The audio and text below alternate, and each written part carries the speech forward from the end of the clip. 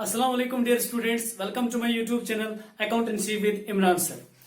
So my dear students, today we will discuss about a new topic in retirement, that is revaluation of assets and liabilities. So what is revaluation? Revaluation means to re-examine the value of something. My dear students, revaluation हम उस चीज को कहेंगे जब हम किसी भी चीज को कोई नया वैल्यू देंगे तो हम कहेंगे हम इसकी रीवैल्यूएशन करते हैं।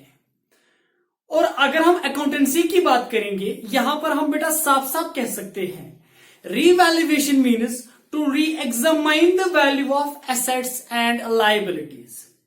जब हम अपने एसेट्स और लायबिलिटीज का कोई नया वैल्यू देते हैं तो हम कहेंगे हम इनकी रीवैल्यूएशन कर रहे हैं।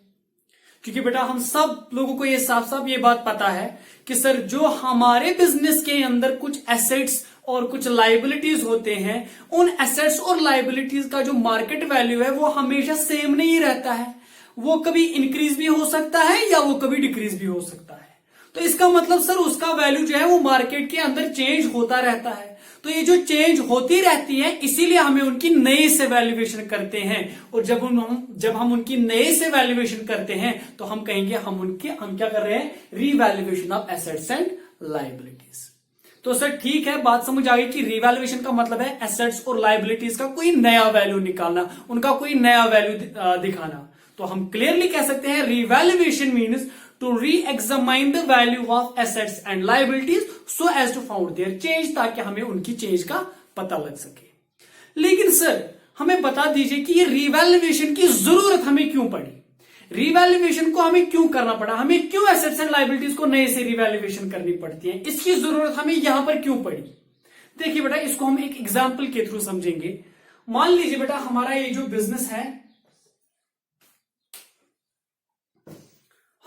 बिजनेस है, इसका एक अच्छा खासा लंबा पीरियड है, ठीक है। और इस अच्छे खासे लंबे पीरियड को बेटा मैं दो हिस्सों में डिवाइड करता हूं, ठीक है। क्योंकि बेटा आप सब लोगों को पता है कि सर ये वाला टॉपिक जो है ये हम ऑलरेडी एडमिशन में पढ़ चुके हैं और बिल्कुल सेम ट्रीटमेंट उसका यहां पर भी है, रिटायरमेंट वाले चैप्टर में भी। इसीलिए बेटा मैं एक काम करूंगा, इसकी एग्जाम्पल मैं पहले एडमिशन की लूंगा, उसके बाद हम रिटायरमेंट पर भी आते हैं। तो मान लीजिए जो पहला पीरियड है बेटा, इसमें दो पार्टनर्स थे, ए पार्टनर और बी पार्टनर, जिनका प्रॉफिट शेयरिंग रेशो था 3:2 सपोज। और उसके बाद बेटा इस पॉइंट पर इन्होंने एक नए पार्टनर सी को एडमिट करा, तो सर अब ये 3 बन गए, बिल्कुल ए बी सी। मान लीजिए इनका प्रॉफिट शेयरिंग रेशो 3:2:1 बन गया, ठीक है सर। पहले ये दो पार्टनर्स थे 3:2, उसके बाद इन्होंने सी पार्टनर को एडमिट करा, अब ये 3 बन गए, 3:2:1 इनका रेशो बन गया, ठीक है सर। लेकिन बेटा ये जो ए और बी पार्टनर्स है जिनका पहले प्रॉफिट शेयरिंग रेशो 3:2 था, इनके पास कुछ अनडिस्ट्रीब्यूटेड चीजें होती है। मैं ये कह सकता हूं कि इनके पास कुछ अनडिस्ट्रीब्यूटेड प्रॉफिट्स थे जो अभी तक इन लोगों ने आपस में बांटे नहीं थे। लाइक मैं कहूंगा इनके पास बेटा रिजर्व्स एंड सरप्लसेस थे, रिजर्व्स एंड सरप्लस थे, या मैं कहूंगा इनके पास प्रॉफिट एंड लॉस अकाउंट की कोई बैलेंस थी। कुल मिला के मैं ये कह सकता हूं कि इनके पास कुछ ऐसे प्रॉफिट्स थे जो अभी तक इन लोगों ने आपस में नहीं बांटे थे। तो बेटा ये सबसे पहला काम क्या करेंगे, सी को एडमिट करने से पहले ये सबसे पहले इन अनडिस्ट्रीब्यूटेड प्रॉफिट्स को आपस में बांट देंगे। और कैसे बांटेंगे, according to their old profit sharing ratio. आप बोलोगे सर क्यों बांटेंगे, अभी तक जो नहीं बांटे थे तो अब क्यों बांटेंगे। क्योंकि बेटा इन लोगों को पता है यहां का कोई भी प्रॉफिट बेटा ये इस वाली पीरियड में नहीं ले जाएंगे, क्योंकि इन लोगों को पता है ये वाला यहां का जो भी कोई प्रॉफिट अगर इस वाली पीरियड में चला गया, वहां पर तो एक नया पार्टनर भी आ गया ना, बाद में वो भी उसका हकदार बन सकता है। तो इसीलिए ये लोग क्या करते हैं, सी को एडमिट करने से पहले ही ये अनडिस्ट्रीब्यूटेड प्रॉफिट्स को आपस में बांट लेते हैं according to their old ratio. ठीक है सर, बात समझ आ गई। लेकिन बेटा चलिए ठीक है, ये तो सीधे दिखने वाले प्रॉफिट्स थे, इनको इन लोगों ने बांट दिया। लेकिन ये जो ए और बी है ना बेटा, इनके पास और भी कुछ प्रॉफिट है जो अभी तक नहीं दिखाई दे रहे हैं। सर मतलब क्या नहीं दिखाई दे रहे, देखिए मैं बोलता हूं। सपोज मैं कहूंगा बिगिनिंग में इनके पास 10 लाख रुपए की एक लैंड थी, ठीक है। और पहले पीरियड में उसका वैल्यू बढ़ते बढ़ते जब इन्होंने सी पार्टनर को एडमिट करा, उसका वैल्यू बन गया 15 लाख रुपए। और उसके बाद जब सी एडमिट हो गया, उसका वैल्यू फिर से इंक्रीज हो गया, तो at the end of the period उसका वैल्यू बन गया 18 लाख। ठीक है सर, इसका मतलब जो पहला पीरियड है, पहले पीरियड पर हमें उस लैंड पर प्रॉफिट आ गया 5 लाख रुपए का प्रॉफिट, 10 से 15, ठीक है सर। और दूसरा पीरियड जब इन्होंने सी को एडमिट करा उसके बाद उस पर 3 लाख रुपए का प्रॉफिट आ गया, क्योंकि 15 लाख से 18 लाख बन गया। और बेटा अगर मैं आप लोगों से ये बात बोलूंगा कि मुझे बोलिए, ये जो पहले पीरियड में इन्होंने लैंड पर जो प्रॉफिट आया था 5 लाख रुपए, क्या इस 5 लाख रुपए का हकदार ये सी भी है? नहीं, बिल्कुल भी नहीं, क्योंकि सर ये जब 5 लाख रुपए का प्रॉफिट इन लोगों के पास आया है तब तो ये पहला पीरियड था और तब तो सिर्फ ए और बी ही थे। तब इसका मतलब ये जो 5 लाख रुपए का प्रॉफिट है ये सिर्फ ए और बी में डिवाइड होगा अकॉर्डिंग टू देयर रेशो। और उसके बाद अगर इस वाले प्रॉफिट की बात करेंगे, हाँ सर इन 3 लाख में सी का भी हक बन सकता है, वो भी इसका हकदार है, क्योंकि जब ये 3 लाख रुपए का प्रॉफिट आ गया तब सी भी पार्टनर था। तो इसका मतलब सर बात क्लियर है, इसका मतलब बेटा ये बात क्लियर है कि ये जो ओल्ड पार्टनर्स हैं इनके पास 2 तरह के प्रॉफिट हो सकते हैं। एक तो सीधे जो प्रॉफिट्स दिख रहे थे और एक वो प्रॉफिट्स जो अभी तक नहीं दिख रहे थे। चाहे दिखने वाले प्रॉफिट्स होंगे और चाहे ना दिखने वाले प्रॉफिट्स होंगे, ये ओल्ड पार्टनर्स बेटा क्या करेंगे, ये उन सारे प्रॉफिट्स को आपस में बांट देंगे according to their old ratio. और कब बांटेंगे? सी को एडमिट करने से पहले। बेटा सी को एडमिट करने से पहले ये उन सारे प्रॉफिट्स को आपस में बांट देंगे according to their old profit sharing ratio. और सर क्यों बांटेंगे? क्योंकि यहां का प्रॉफिट ये इस वाले पीरियड में नहीं ले जाएंगे, क्योंकि इनको पता है आगे एक नया पार्टनर आने वाला है, बाद में वो भी इसका शेयर ले जाएगा, इसीलिए सी को एडमिट करने से पहले ये इन सारे प्रॉफिट्स को आपस में बांट देंगे according to their old ratio. Sir ठीक है, बात समझ आती है, लेकिन बेटा यहां पर मेन बात क्या आप मुझे बोलनी है, मेन बात तो यह है कि ये तो प्रॉफिट्स वो थे जो सीधे दिख रहे थे, लेकिन ये वाले प्रॉफिट्स अब दिख गए। बोलिए ये कैसे दिख गए? इन वाले प्रॉफिट्स को हमने कैसे फाइंड आउट किया? बेटा ये वाले प्रॉफिट्स तो तभी फाइंड आउट हो गए ना जब हमने यहां पर रीवैल्यूएशन कर दी। क्या कर दी? रीवैल्यूएशन। यानी कि जब हमने 10 लाख रुपए के एक एसेट को यहां पर रीवैल्यूएशन उसकी कर दी, जब हमने उसकी रीवैल्यूएशन कर दी तब हमें पता लग गया कि उस लैंड पर हमने 5 लाख रुपए का प्रॉफिट कमाया है। इसका मतलब सर हमें बात समझ आ गई, रीवैल्यूएशन हम इसलिए करते हैं ताकि हमें पता लगता है एसेट्स पर हमने कितना प्रॉफिट कमाया है, और वो प्रॉफिट ओल्ड पार्टनर्स आपस में बांट देते हैं according to their old profit sharing ratio. यानी कि बेटा revaluation of assets and liabilities हम इसलिए करते हैं ताकि हमें पता लगे एसेट्स और लायबिलिटीज पर चाहे हमें प्रॉफिट आएगा या लॉस आएगा, वो प्रॉफिट और लॉस हम ओल्ड पार्टनरों के बीच में डिवाइड कर देंगे according to their old ratio. और ये वाले प्रॉफिट तो हमें सीधे दिख रहे थे, लेकिन ये वाला प्रॉफिट बेटा हमें तभी पता लग गया जब हमने रीवैल्यूएशन की। तो दैट इज द रीजन बेटा हम क्यों करते हैं revaluation of assets and liabilities. लेकिन बेटा इसको हम थ्रू रिटायरमेंट के जरिए भी समझेंगे। देखिए रिटायरमेंट की एग्जांपल अगर हम लेंगे, जो कि असल में हमारा चैप्टर है, अब बस ध्यान रख लीजिए। अब मान लीजिए रिटायरमेंट में सपोज मैं कहूंगा अब हमारे पास यहां पर 3 पार्टनर्स थे, ए बी सी पार्टनर। अब मान लीजिए सी जो है अब इसका एडमिशन नहीं हुआ, अब ये रिटायर हो गया, इसका मतलब अब तो ये 2 ही बचे आगे। तो बेटा ये लोग तो क्या करेंगे, जो ओल्ड पार्टनर्स हैं, सी को रिटायर करने से पहले सी बोलेगा अब तो मुझे रिटायर होना है, जो हमारे पास अनडिस्ट्रीब्यूटेड प्रॉफिट है, चलिए उनको बांट देते हैं। एक तो जो प्रॉफिट सीधे सीधे दिख रहे थे वो भी आपस में हम बांटेंगे क्योंकि मुझे जाना है, और जो प्रॉफिट्स नहीं दिख रहे थे जो रीवैल्यूएशन की वजह से दिख गए उनको भी हम बांट देंगे according to their old profit sharing ratio. ठीक है, तो यानी कि सर बात सिंपल है कि हम revaluation of assets and liabilities इसलिए करते हैं ताकि हमें पता लगे कि एसेट्स और लायबिलिटीज पर हमें प्रॉफिट आया है या लॉस आया है, एंड दैट प्रॉफिट और loss is to be divided between the old partners according to their old profit sharing ratio. बेटा दिस इज द रीजन कि हम revaluation of assets and liabilities करते हैं। ठीक है, तो लेकिन बेटा ये जो हम रीवैल्यूएशन करते हैं ना, इसके लिए हम बाकायदा एक अकाउंट बनाते हैं जिस अकाउंट को हम बुलाते हैं रीवैल्यूएशन अकाउंट। और वो रीवैल्यूएशन अकाउंट होता क्या है, कैसे बनाते हैं, उसमें हम क्या फाइंड आउट करते हैं, चलिए बेटा अब हम वो सीखते हैं।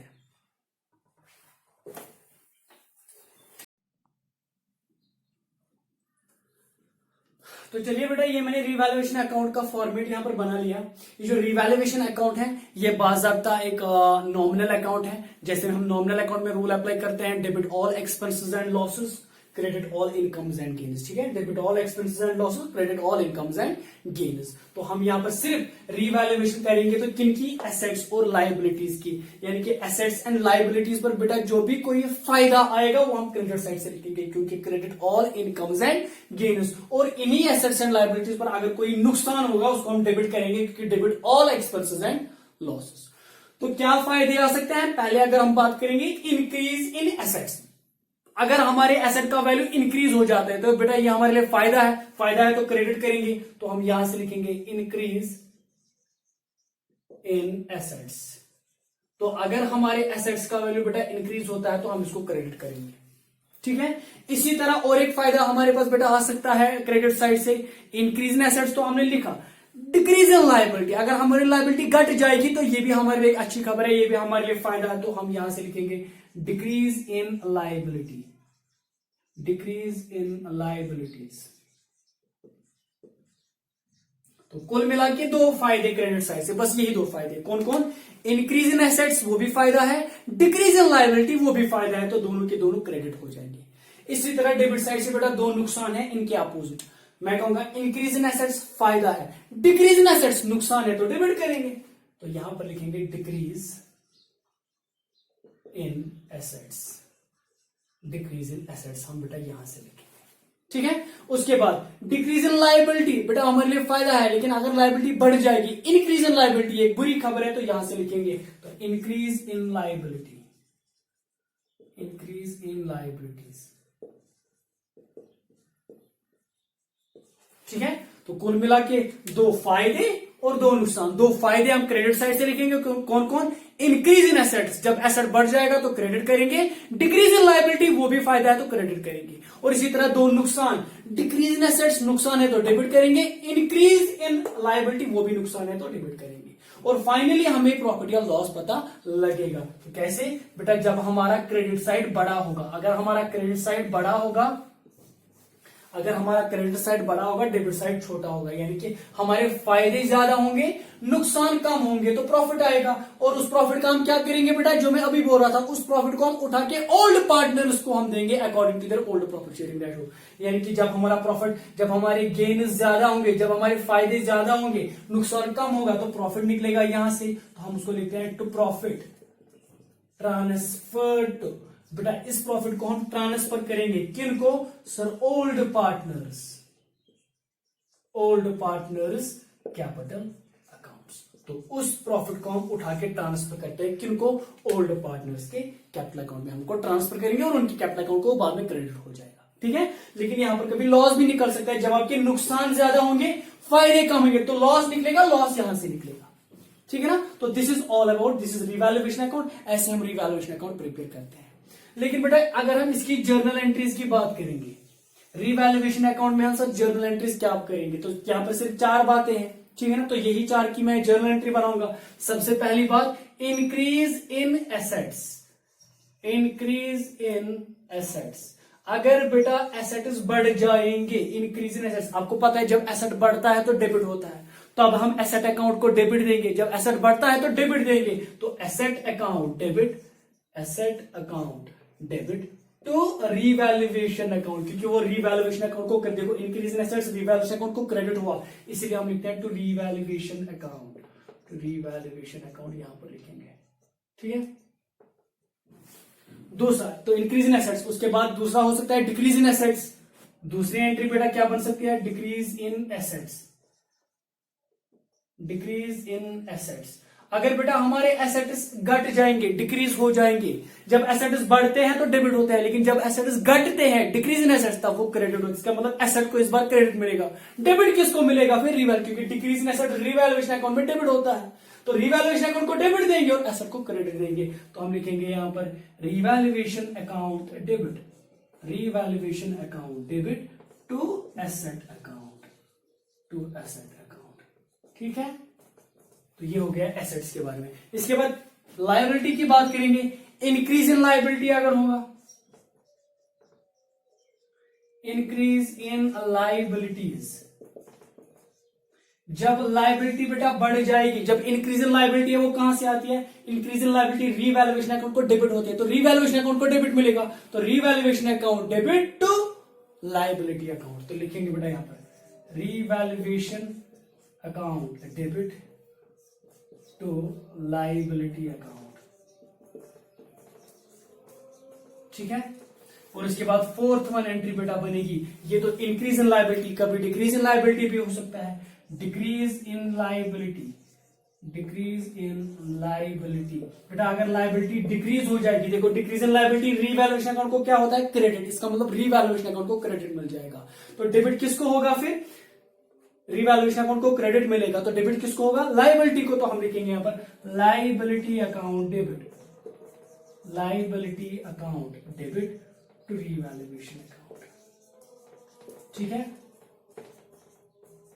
ठीक है, ये होगी 4 जनरल एंट्रीज। और उसके बाद प्रॉफिट आ सकता है, इस प्रॉफिट की एंट्री में बेटा यहां पर बना लेता हूं। अगर हमारे पास प्रॉफिट आता है तो वो रीवैल्यूएशन अकाउंट को डेबिट आता है, तो रीवैल्यूएशन अकाउंट को डेबिट मिलेगा और बाद में वो प्रॉफिट किनको मिलेगा, सर पार्टनर को मिलेगा। ये हम ट्रांसफर करते हैं उनके कैपिटल अकाउंट में, तो इसका मतलब सर पहले रीवैल्यूएशन अकाउंट को डेबिट मिलता है। तो ये वाली एंट्री रीवैल्यूएशन अकाउंट डेबिट, और किनको देंगे, सर ये हम ओल्ड पार्टनर्स को देंगे, और ये हम उनके कैपिटल अकाउंट में ट्रांसफर करते हैं, इसलिए हम लिखते हैं to old partners capital account, to old partners capital account, ठीक है। ये इसकी जनरल एंट्री। तो revaluation account debit to old partners capital account, और वो प्रॉफिट हम बांटेंगे according to their old profit sharing ratio. और बेटा अगर लॉस होगा तो इसकी रिवर्स एंट्री होगी, तब क्या होगा, तब ये वाला केस रिवर्स होगा, old partners capital account debit, क्योंकि तब वो उनकी कैपिटल अकाउंट से कटेगा, old partners capital account debit to revaluation, ठीक है। तो ऐसे हम जर्नल एंट्रीज बनाते हैं, ये है हमारा रीवैल्यूएशन अकाउंट और ये इसकी जर्नल एंट्रीज। तो चलिए बेटा हम एक काम करते हैं, हम आपकी बुक से एक प्रैक्टिकल प्रॉब्लम लेते हैं, उसको हम यहां पर सॉल्व करते हैं।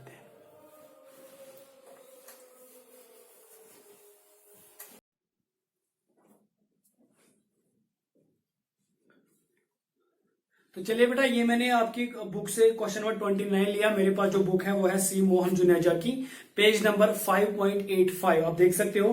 क्वेश्चन नंबर 29 में आपके सामने पहले पढ़ लेता हूं, उसके बाद हम उसको यहां पर करेंगे।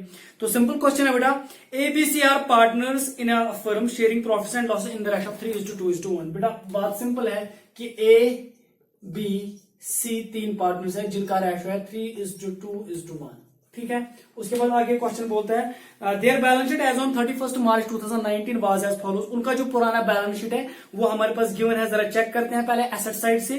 Cash in hand, cash at bank, sundry debtors, stock in hand, machinery और फैक्ट्री बिल्डिंग। और लाइबिलिटी साइड से क्या क्या है, सन्ड्री क्रेडिटर्स, रिजर्व फंड, जो मैं अभी बता रहा था, रिजर्व फंड यानी कि इनके पास एक अनडिस्ट्रीब्यूटेड चीज है, तो ये लोग उसको बांट देंगे according to their old profit sharing ratio, ठीक है। और उसके बाद है कैपिटल अकाउंट्स ऑफ एबीसी। और उसके बाद आगे हमें क्वेश्चन बोलता है after on that date C retires. बेटा ये जो पार्टनर सी है ये रिटायर हो रहा है, सी पार्टनर जो है ये रिटायर हो गया, ठीक है। आगे उसके बाद it is agreed to adjust the values of assets as follows. और इन्होंने इन एसेट्स को एक नया वैल्यू दिया है, जरा देखते हैं नीचे क्या बोलता है। To provide a provision of 5% on sundry debtors. बेटा सन्ड्री डेटर्स पर हमें 5% का प्रोविजन रखना है। क्या करते हैं मैं अभी बताता हूं। उसके बाद टू डेप्रिसिएट स्टॉक बाई 5%। बेटा स्टॉक की डेप्रिसिएशन हो जाती है, डिक्रीज इन एसेट है। मशीनरी बाई 10%, उसकी भी डेप्रिसिएशन हो जाती है। तो दोनों का दोनों क्या है, डिक्रीज इन एसेट। स्टॉक की भी डेप्रिसिएशन, मशीनरी की भी डेप्रिसिएशन। उसके बाद factory building are to be revalued at 15,100। Factory building का जो पुराना वैल्यू है, नया वैल्यू दिया गया है वह है 15,100, जबकि पुराना वैल्यू उसका था 14,000, यानी कि इसका वैल्यू इंक्रीज हुआ है। फिर क्वेश्चन बोल रहा है prepare the revaluation account and capital accounts of partners and also prepare the balance sheet of continuing partners. यानी कि बेटा हमारा क्वेश्चन जो है बिल्कुल सिंपल है लेकिन थोड़ा सा लंबा है, आप ध्यान रख लीजिएगा। यानी कि 3 पार्टनर्स हैं, उनका प्रॉफिट शेयरिंग रेशियो हमारे पास गिवन है, बैलेंस शीट हमारे पास गिवन है, उसके बाद कुछ एसेट्स और लायबिलिटीज में कुछ चेंजेस है वो भी हमारे पास गिवन है। तो क्वेश्चन बोलता है आप रिवैल्यूएशन अकाउंट बनाओ, आप पार्टनर के कैपिटल अकाउंट प्रिपेयर करो और कंटिन्यूइंग पार्टनर्स के का बैलेंस शीट भी बनाओ। तो चलिए बेटा हम शुरू करते हैं। सबसे पहले हम यहां पर बनाएंगे revaluation account. Revaluation account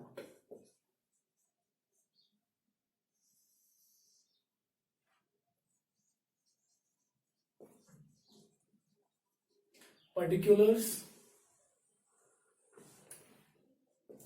amount, particulars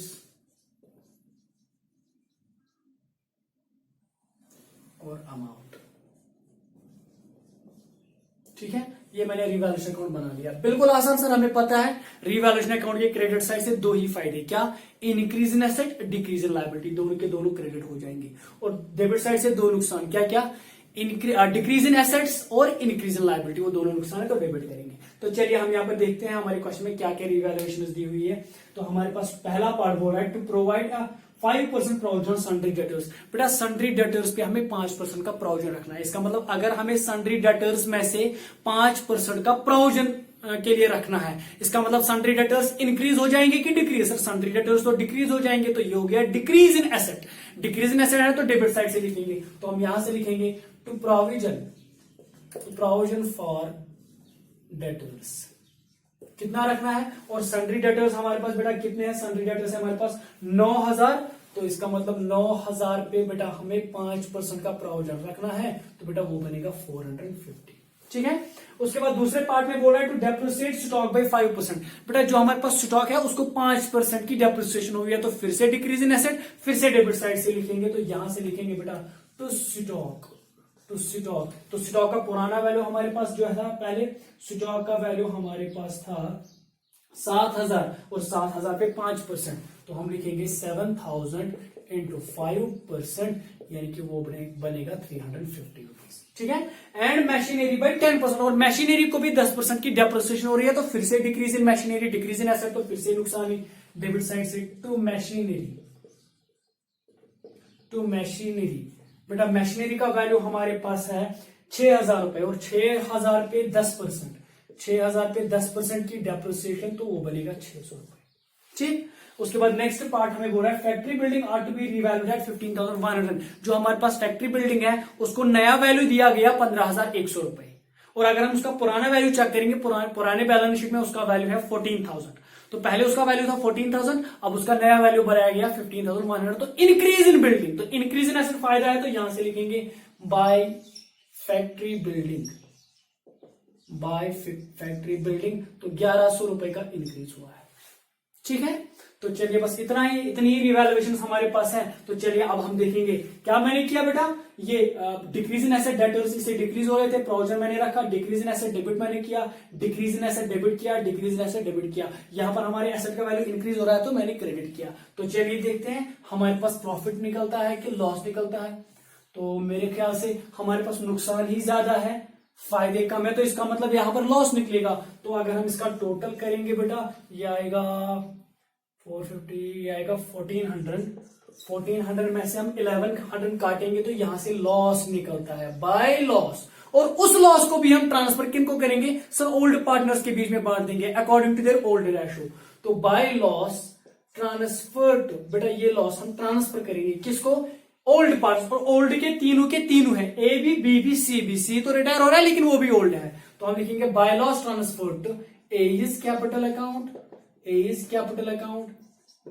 capital account, ठीक है, और सी इज कैपिटल अकाउंट। ठीक है ना, और लॉस कितना निकलेगा, 1400 में से 1100 काटेंगे तो 300 का लॉस, लेकिन 300 में से इसको बेयर करना पड़ेगा 3/6 according to their old ratio, और 300 इंटू 2/6, और बेटा इसको 300 इंटू 1/6, तो इसका मतलब है इसको मिलेंगे 150, इसको होगा 100 और 50। ठीक है ना, तो total of the two sides बेटा बन गया 1400। तो इसका मतलब है सर ये हमने रिवैल्यूएशन अकाउंट प्रिपेयर करा, यहां पर लॉस निकला, और वो लॉस हमने ट्रांसफर किया पार्टनरों के कैपिटल अकाउंट में। तो दैट मींस ये उनके कैपिटल अकाउंट में लॉस है, तो लॉस उनको वहां पर डेबिट हो जाएगा। तो चलिए इसके बाद बेटा हम शुरू करते हैं, हम बनाते हैं इसके बाद पार्टनर्स कैपिटल अकाउंट। ठीक है ना,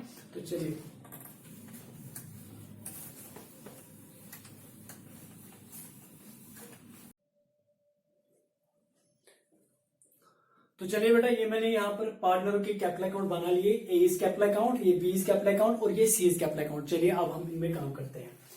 तो जब हम पार्टनर के कैपिटल अकाउंट बनाते हैं तो सबसे पहले इनकी ओपनिंग कैपिटल हम दिखाते हैं। तो सबसे पहले यहाँ पर हम लिखेंगे इसको by balance brought down, A की ओपनिंग कैपिटल कितनी है, बी को भी लिखेंगे by balance brought down, B की ओपनिंग कैपिटल कितनी है, और सी की ओपनिंग कैपिटल कितनी है, इसको भी हम लिखेंगे बाय बैलेंस ब्रॉट डाउन। क्योंकि बेटा पता है एडमिशन में एक पार्टनर नया आता था, उसको हम लिखते थे बाय कैश अकाउंट, क्योंकि यहाँ पर तो सारे के सारे पार्टनर्स पुराने ही हैं, तो सी भी पुराना ही पार्टनर है, इसकी भी ओपनिंग बैलेंस होगी। ठीक है। तो इनकी ओपनिंग बैलेंस हम चेक करते हैं पुरानी बैलेंस शीट में, वो है बेटा तीनों की 10-10 हजार रुपए। इसका मतलब इसकी भी ओपनिंग कैपिटल है 10,000 रुपए, इसकी भी ओपनिंग कैपिटल है 10,000 रुपए और इसकी भी ओपनिंग कैपिटल है 10,000। ठीक है, आगे देखते हैं इनको क्या मिलेगा।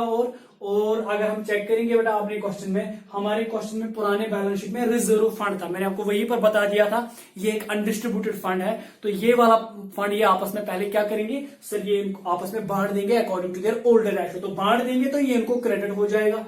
सर इसको भी रिजर्व फंड मिलेगा बाय रिजर्व फंड, इसको भी मिलेगा, इसको भी रिजर्व फंड में से हिस्सा मिलेगा क्योंकि रिटायर हो रहा है एक पार्टनर, तो ये अनडिस्ट्रीब्यूटेड प्रॉफिट है, ये उसको बांट देंगे। और इसको भी बेटा बाय रिजर्व फंड में हिस्सा मिलेगा, बाय रिजर्व फंड।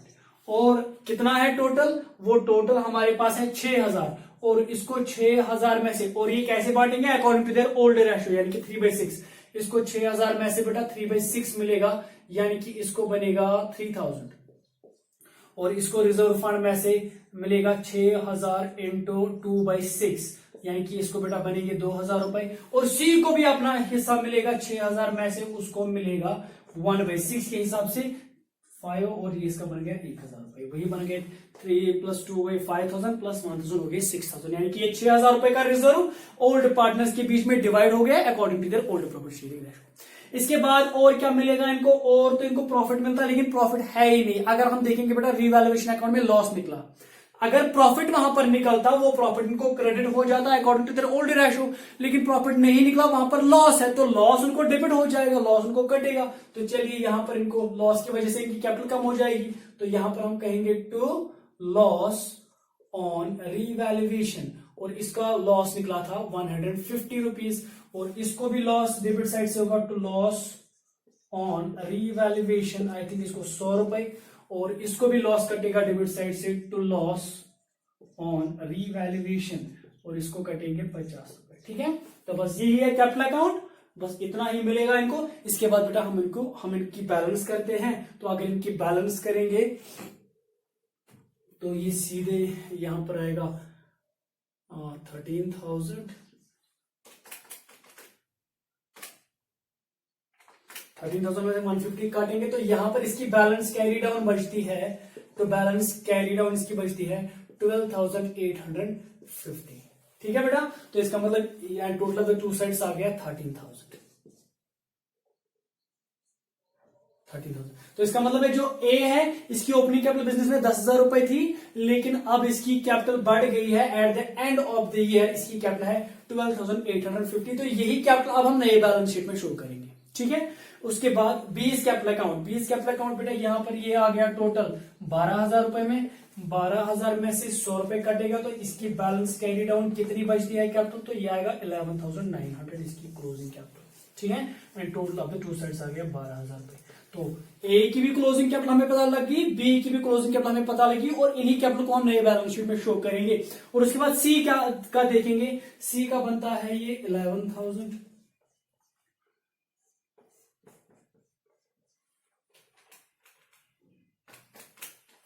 तो इसको जो पैसा देना है, देखो इसका जो पैसा बनता है बेटा, देखो इसको हम नहीं लिख सकते हैं टू बैलेंस कैरी डाउन, क्योंकि ये जो दो पार्टनर्स हैं ये कंटिन्यूइंग पार्टनर्स हैं, इसीलिए हम इसकी बैलेंस कैरी डाउन इसका भी कर रहे हैं, इसका भी कर रहे हैं कैरी डाउन, क्योंकि इनको आगे चलकर और फर्म में रहना है।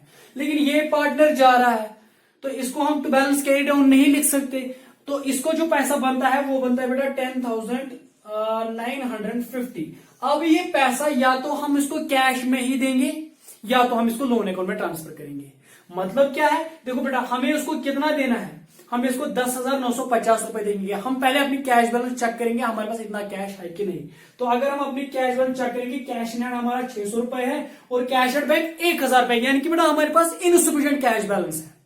हमें इसको देना है 10,950 रुपीज, लेकिन उससे कहीं ज्यादा कैश हमारे पास मौजूद है, तो दैट मीन्स हम उसको कैश में पैसा नहीं दे सकते। तो मैं क्या करूंगा, ये वाली बैलेंस हम इसको ट्रांसफर करेंगे लोन अकाउंट में। तो बेटा हम इसको लिखेंगे टू सीज लोन अकाउंट, वरना अगर हम इसको कैश में देते तो हम इसको लिखते सीधे टू कैश अकाउंट। लेकिन बेटा याद रहे, जब मैं इसको कैश में वो पैसा दूंगा तब बैलेंस शीट में हमारा वो कैश कम हो जाएगा बैलेंस शीट में एसेट साइड से। लेकिन अगर हमने इसको कैश में नहीं दिया, अगर हमने इसको लोन में ट्रांसफर किया, तब तो ये लायबिलिटी बन गया ना बिजनेस के ऊपर, तब तो ये बैलेंस शीट में लायबिलिटी बन जाएगी। ठीक है, तो चलिए ये मैंने तीनों के कैपिटल अकाउंट्स यहां पर बना दिए, ये मैंने यहां पर लिख के रखता हूं। ए की कैपिटल हमें निकली 12,850, बी की कैपिटल निकली 11,900 और सी का जो लोन है वो बन गया 10,950। ये हमें आगे चलकर बैलेंस शीट में काम आएगी। तो चलिए बेटा, ये हो गए पार्टनर्स कैपिटल अकाउंट। इसके बाद हम प्रिपेयर करते हैं बैलेंस शीट। पहले हमने रिवैल्यूएशन अकाउंट बनाया, उसके बाद हमने पार्टनर के कैपिटल अकाउंट बनाए और उसके बाद हम फाइनली बैलेंस शीट प्रिपेयर करेंगे।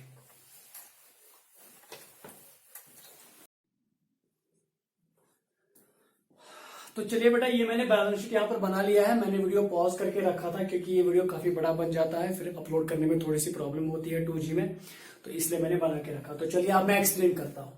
ये मैंने बैलेंस शीट बनाया, लेकिन बेटा जो अब हम बैलेंस शीट बनाएंगे ये हम नए वैल्यूज के हिसाब से बनाएंगे, क्योंकि जो हमारे बैलेंस शीट में पुराने वैल्यूज थे, अब हम नए वैल्यूज के हिसाब से बैलेंस शीट बनाएंगे। क्योंकि हमें पता है काफी सारी रीवैल्यूएशन हो गई, रिवैल्यूएशन अकाउंट में कुछ एसेट्स का वैल्यू डिक्रीज हो गया, कुछ इंक्रीज हो गया, तो वो सारा कुछ देखकर अब हम बैलेंस शीट प्रिपेयर करेंगे, इसमें हम नए वैल्यूज दिखाएंगे। तो सबसे पहले हमारे बैलेंस शीट में जो फिगर है वो है कैश इन हैंड 600 रुपए, इसमें कोई चेंज नहीं हुई। क्योंकि बेटा जब हमने किसी को पैसा दिया ही नहीं तो हमारे कैश के ऊपर कोई इफेक्ट नहीं पड़ेगा। कि हाँ, जो रिटायरिंग पार्टनर है उसका जो पैसा बनता था वो हमने उसको नकद में नहीं दिया। अगर मैं उसको वो कैश में ही वो पैसा देता तो हमारा कैश कम हो जाता, लेकिन हमारी कैश बैलेंस बेटा कम थी, इनसुफिशिएंट कैश था हमारे पास, इसलिए हमने वो उसके लोन अकाउंट में ट्रांसफर किया। तो जब लोन अकाउंट में ट्रांसफर किया तो वो बाद में लायबिलिटी बनेगी हमारे बैलेंस शीट में। तो फिलहाल हमारे ऊपर, हाँ, अगर मैं उसको वो पैसा कैश में ही देता तो कैश कम हो जाता। तो फिलहाल हमारे कैश के ऊपर कोई इफेक्ट नहीं पड़ा। कैश इन हैंड 600 था तो 600 बराबर है, कैश एट बैंक 1000 था तो 1000 बराबर है। उसके बाद बेटा हमारे पास सन्ड्री डेटर्स थे पुराने बैलेंस शीट में 9000 रुपए, लेकिन आपको याद है रिवैल्यूएशन अकाउंट में हमें उस पर 5% का प्रोविजन रखना पड़ा, तो वो प्रोविजन लेस करके 450 बनता है, यानी कि अब हमारे पास नेट डेटर्स डिक्रीज हो गए। अब उनका नया वैल्यू है 8550। इसी तरह उसके बाद बेटा स्टॉक आता है। स्टॉक का वैल्यू हमारे पास पुराना था 7000 रुपए, उसमें भी 350 की डेप्रिसिएशन हुई थी। आप रिवैल्यूएशन अकाउंट में चेक कर सकते हो, तो इसका नया वैल्यू बन गया स्टॉक का 6650। इसके बाद मशीनरी था बेटा हमारे पास 6000 रुपए की मशीनरी तो थी, उसमें भी 10% की डेप्रिसिएशन हो गई, यानी कि 600 जो बनता है रिवैल्यूएशन अकाउंट में, इसका मतलब इसका नया वैल्यू बन गया 5400। उसके बाद फ्री होल्ड बिल्डिंग बेटा ये 14000 इसका पुराना वैल्यू था, और आप रिवैल्यूएशन अकाउंट में चेक कीजिए, वहां पर फैक्ट्री बिल्डिंग का वैल्यू इंक्रीज हुआ था 1100 रुपए, तो उसका नया वैल्यू बन गया 15000। वो मैंने प्लस किया तो ये बन गया 15100। आप और ये देख के भी था कि नया वैल्यू इसका बन गया 15100। इसके बाद हम लायबिलिटी साइड से आते हैं। सबसे पहले हमारे पास सन्ड्री क्रेडिटर्स है, तो इनके साथ हमने कोई छेड़छाड़ नहीं की, तो ये बराबर के बराबर है 1600। ठीक है, उसके बाद आप देख सकते हो हमारे पास बैलेंस शीट में इसके बाद रिजर्व फंड था, लेकिन उसको मैंने यहां पर शो नहीं किया क्योंकि वो एक अनडिस्ट्रीब्यूटेड फंड था। उस फंड को हमने पार्टनर्स के बीच में डिस्ट्रीब्यूट कर दिया, तो वो अकाउंट ही क्लोज हो गया। हमारे पास एक अकाउंट था रिजर्व फंड का, लेकिन वो रिजर्व फंड हमने पार्टनर्स के बीच में डिस्ट्रीब्यूट कर दिया according to their old profit sharing ratio. तो इसका मतलब सर जब हमने वो बांट दिया वो अकाउंट ही क्लोज हो गया, तो अकाउंट क्लोज हो गया तो अब वो यहां पर शो नहीं होगा। ठीक है, उसके बाद मैंने यहां पर दिखाया सीज लोन अकाउंट, क्योंकि बेटा आप लोगों को पता है सी का जो अमाउंट बनता था 10,950 रुपए, हमने वो उसको कैश में वो पैसा नहीं दिया, हमने वो उसके लोन अकाउंट में ट्रांसफर किया, तो वो तो हमारे बिजनेस के ऊपर एक लायबिलिटी बन गई, इसलिए वो लायबिलिटी साइड से आएगा सीज लोन अकाउंट 10,950। और अगर मैं उसको कैश में पैसा देता फिर कैश कम हो जाता, यहां पर फिर लोन नहीं आता। ठीक है, उसके बाद कैपिटल्स बच गए सिर्फ ए और बी, क्योंकि आप तो कंटिन्यूइंग पार्टनर्स दो है, और ए की कैपिटल मैंने क्लोजिंग कैपिटल दिखाई जो हमने उसके कैपिटल अकाउंट में निकाली। यहां पर हम वो पुरानी कैपिटल नहीं दिखाएंगे, आप उनकी ओपनिंग कैपिटल नहीं दिखाएंगे, आप क्लोजिंग कैपिटल दिखाएंगे। ए की कैपिटल है 12,850 और बी की कैपिटल है 11,900 जो हमने उनके कैपिटल अकाउंट से निकाले। ठीक है, तो ये हमारा बैलेंस शीट टैली हो गया 37,300 और 37,300। तो ये था हमारा ये सारा का सारा क्वेश्चन। तो रिवैल्यूएशन अकाउंट हमने बनाया, पार्टनर कैपिटल अकाउंट हमने प्रिपेयर किए, और फाइनली हमने बैलेंस शीट भी बना ली, और बैलेंस शीट में हमने नए वैल्यूज दिखाए। ठीक है, लेकिन बेटा और एक बात मैं आप लोगों को यहां पर बताना चाहता हूं कि इस क्वेश्चन में गुडविल की जिक्र नहीं थी, इस क्वेश्चन में गुडविल की बात थी ही नहीं, तो इसलिए मैंने गुडविल का ट्रीटमेंट इसमें नहीं किया। लेकिन फिर भी मैं आपको बता देता हूं कि सपोज अगर इसमें गुडविल अगर होता भी, अगर सी पार्टनर रिटायर हो जाता, अगर सी पार्टनर रिटायर हो जाता है तो अगर इसमें गुडविल होता भी तो हम क्या करते फिर सर, जो पार्टनर रिटायर होता है वो सैक्रिफाइस करता है, इसका मतलब सी को गुडविल क्रेडिट हो जाता, जैसे हमने पिछले वीडियो में वो बात सीखी है, जो सैक्रिफाइसिंग पार्टनर है उसको गुडविल मिलती है तो इसको गुडविल मिलेगी क्रेडिट साइड से, और वो दोनों कौन कंपनसेट करेंगे सर, जो कंटिन्यूइंग पार्टनर्स हैं, इनके जो गेनिंग पार्टनर्स हैं वो दोनों कंपनसेट करेंगे, सी को गुडविल मिलेगी क्रेडिट साइड से और इन दोनों को वो डेबिट हो जाएगा डेबिट साइड से according to their gaining ratio.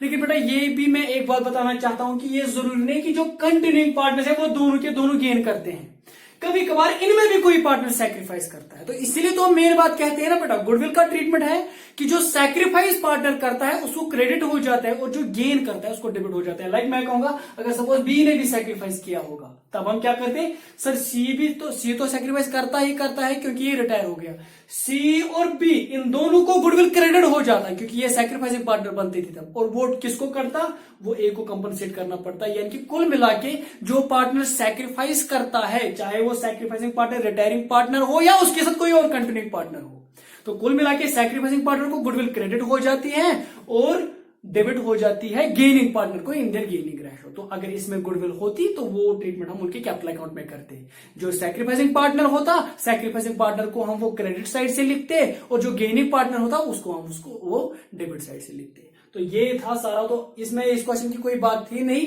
हाँ इंशाल्लाह नेक्स्ट वीडियो में मैं कोई और क्वेश्चन चुनूंगा जिसमें गुडविल की भी बात होगी, तो वहां पर मैं ये पूरा आपको समझाऊंगा कि कैसे हम करते हैं। तो आई होप कि आपको ये सारा समझ आया होगा। तो इंशाल्लाह मिलते हैं नेक्स्ट वीडियो में, तब तक के लिए अल्लाह हाफिज।